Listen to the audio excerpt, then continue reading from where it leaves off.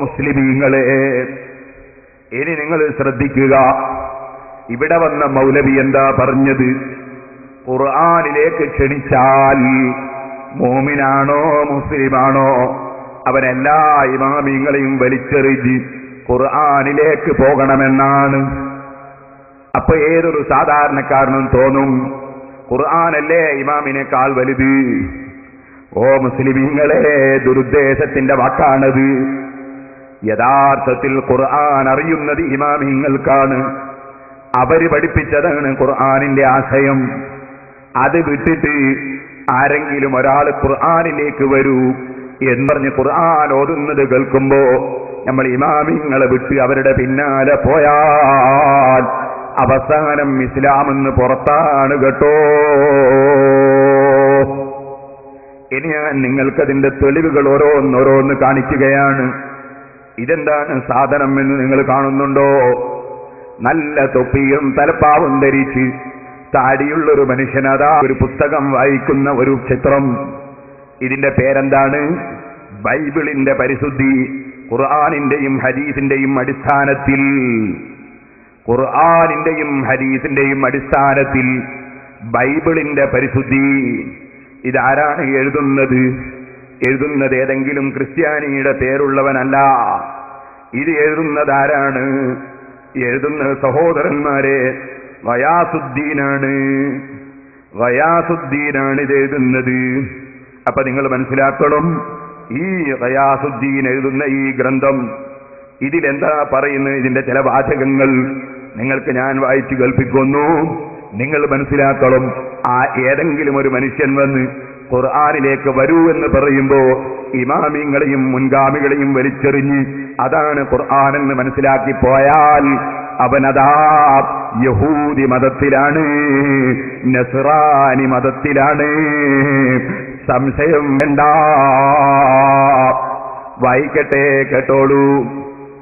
വേദപുസ്തകത്തിന്റെ ആസിക്യത്തെയും മൂല്യത്തെയും എടുത്തു പറയുന്ന ഖുർആനിലെ ഭാഗങ്ങളുടെ ഒരു സംക്ഷിപ്ത രൂപം. ഇതില് 11 പാരഗ്രാഫ്. ഓരോ പാരഗ്രാഫിലും എത്രയോ ആയത്തുകൾ ആണെന്ന് പറഞ്ഞ് കൊടുക്കുന്നുണ്ട്. ഇനി 1-2 ഞാൻ വായിക്കാം, കേട്ടോളി. യഹൂദന്മാരും ക്രിസ്ത്യാനികളും തൗറാത്തിനെയും ഇഞ്ചീലിനെയും അനുസരിക്കണം. മറ്റ് മാർഗദർശനങ്ങളൊന്നും അവർക്കില്ല. 5:65-69 ഖുർആനിലെ 5-ാം അധ്യായത്തിലെ 65 മുതൽ 69 വരെ സൂക്തം പഠിപ്പിക്കുന്നത് അല്ലാഹുവിന്റെ റസൂലിനെ വിശ്വസിച്ച് യഹൂദി ഇസ്ലാമിലേക്ക് വരേണ്ടതില്ലെന്നാണ് പോൽ. അതിനായത്തുദ്ധരിക്കാണ്. ക്രിസ്ത്യാനികൾ അത് യഹൂദന്മാരും ക്രിസ്ത്യാനികളും തൗറാത്തിനെയും ഇഞ്ചീലിനെയും അനുസരിക്കണം. മറ്റ് മാർഗദർശനങ്ങളൊന്നും അവർക്കില്ല. തൗറാത്തും ഇഞ്ചീലും അല്ലാഹുവിന്റെ ഗ്രന്ഥമാണ്. പക്ഷേ അതല്ലല്ലോ ഇപ്പോൾ അതാ ഈ കക്ഷികളെ കൈവശത്തിലുള്ളത്. മുഴുവനും ദുർവ്യാഖ്യാനം ചെയ്ത് തിരിമറി നടത്തിയ ആശയങ്ങളല്ലേ. ആ തൗറാത്തും ഇഞ്ചീലും തന്നെ അതിൽ മുഹമ്മദ് നബി സല്ലല്ലാഹു അലൈഹി വസല്ലമ തങ്ങളെ സംബന്ധിച്ച് അതാ വ്യക്തമായി ശരിയായ തൗറാത്തിലും ഇഞ്ചീലിലും പറഞ്ഞിട്ടുണ്ട്. ആ നബി വന്നാൽ വിശ്വസിക്കണമെന്ന് പറഞ്ഞിട്ടുണ്ട്. അതുകൊണ്ട് ഖുർആൻ പല സ്ഥലത്തും പറയുന്നുണ്ട്, നിങ്ങൾ തൗറാത്തും ഇഞ്ചീലും സ്വീകരിക്കണേ. കാരണം അതിൽ നബിയെ അംഗീകരിച്ച് നബി പറയും പോലെ നടക്കണമെന്ന് പഠിപ്പിച്ചിട്ടുണ്ട്. ആ ഭാഗമൊക്കെ അങ്ങ് മൂടി വെച്ചിട്ട് അവരതാ തൗറാത്തും ഇഞ്ചീലുമല്ലാത്ത വേറെ ഒന്നും അവർക്ക് വേണ്ടതില്ല എന്നല്ലേ ഖുർആൻ ഉദ്ധരിച്ചിട്ട് ഇവരർത്ഥം വെച്ചിരിക്കുന്നത്. ഇനിയും കേട്ടോളൂ. ക്രിസ്ത്യാനികൾ വിശുദ്ധ ഗ്രന്ഥങ്ങളെ വായിക്കുന്നവരാണ്. 2:113, 121, 10:95. ഇനിയും കേട്ടോളൂ. ക്രിസ്ത്യാനികൾ ഇഞ്ചീലിനെ അനുസരിച്ച് വിധിക്കണം. 5:41, 49. ഇങ്ങനെ ഖുർആൻ സ്വീകരിക്കേണ്ടതില്ല. അതേ സ്ഥാനത്ത് ബൈബിള് സ്വീകരിച്ചാൽ മതി എന്നതിന് ഖുർആനിൽ നിന്ന് ആയത്തുദ്ധരിക്കുന്നു. ആര്? മുസ്ലിമിന്റെ പേരുള്ള മനുഷ്യൻ. ഇവിടെയാണ് നിങ്ങൾ ചിന്തിക്കേണ്ടത്. ഖുർആനിലേക്ക് ക്ഷണിക്കുമ്പോൾ ക്ഷണിക്കുന്നവന്റെ പിന്നാലെ ഇമാമിങ്ങളെയും മുൻഗാമികളെയും വലിച്ചെറിഞ്ഞ് അവൻ പറയുന്നതാണ് ഖുർആനിന്റെ ആശയമെന്ന് മനസ്സിലാക്കി മുന്നോട്ട് പോയാൽ ആ പോകുന്ന സഹോദരന്മാരെ, ആ പോകുന്ന മനുഷ്യൻ ഇസ്ലാമെന്ന് പുറത്തല്ലേ?